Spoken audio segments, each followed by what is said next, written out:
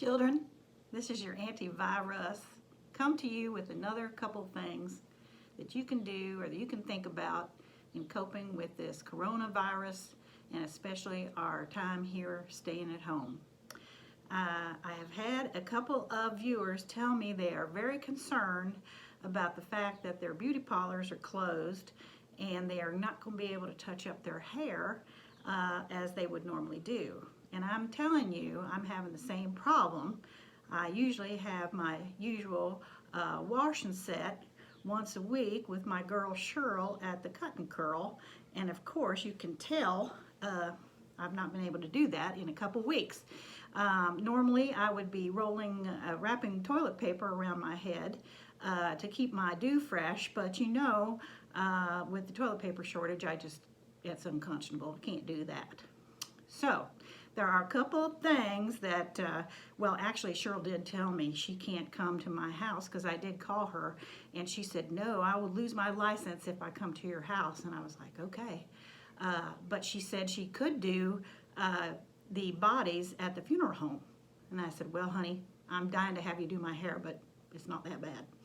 Anyway, I think we can handle it. We can make do with some things.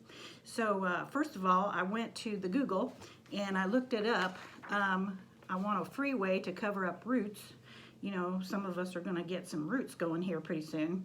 And Glam and Go stylist Terrell Slappy said that just combing your hair in a different direction can extend the time between your dye jobs. And it's because a new style will trick the eye into focusing not so much on your roots. And you can also soften grays by adding volume to the root area. Now you see I have done that. I have added volume to my root area. And also he says try a high ponytail or a top knot. Now see I have my top knot. That's my signature for my hairstyle. So for me that's no big deal, but you might try that. You might try that. And that's so you can pull the focus up to the highest point of your hair and away from your roots. Now I understand your pain. And I know that a man must have made the decision to close the beauty parlors because as non-essential because the liquor stores and the golf courses are still open. And don't they realize that there are many of us who are hanging by a thread here, going to look like the Bride of Frankenstein pretty soon if we don't get something taken care of. And for me, it's a very short drive to crazy, so I think it's pretty essential. But we'll see. Hopefully in the next few weeks we'll get to come back out. So anyway, I was trying to project what I might look like if I can't get my hair touched up just pretty soon. And I did see a picture of my brother. This is my brother Albert Russ. I'm very proud of this boy. He's an inventor and he's invented many children's playthings. In fact, he earned himself the nickname of the Toys R. And so his name is now Albert Toys R Us. Right. Anyway, I thought it might be helpful also to think about men. Some men are balding, which I know is of concern to them. But honey, I'm telling you, skin is good. Skin is in.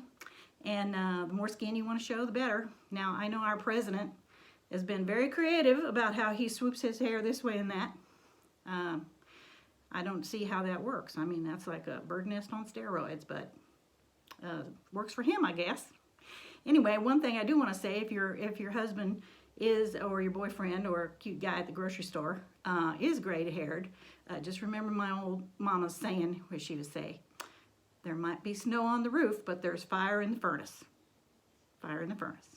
Okay, so going from a different kind of crown.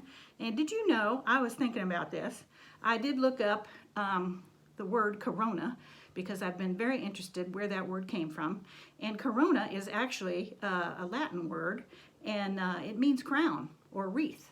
And so one of the things it said is a corona is the circle of gas around the sun. Circle of gas around the sun. That makes sense, doesn't it? That makes sense. And also another one, it's a part of the body, any part of the body resembling a crown. So we have the crown of our head, right?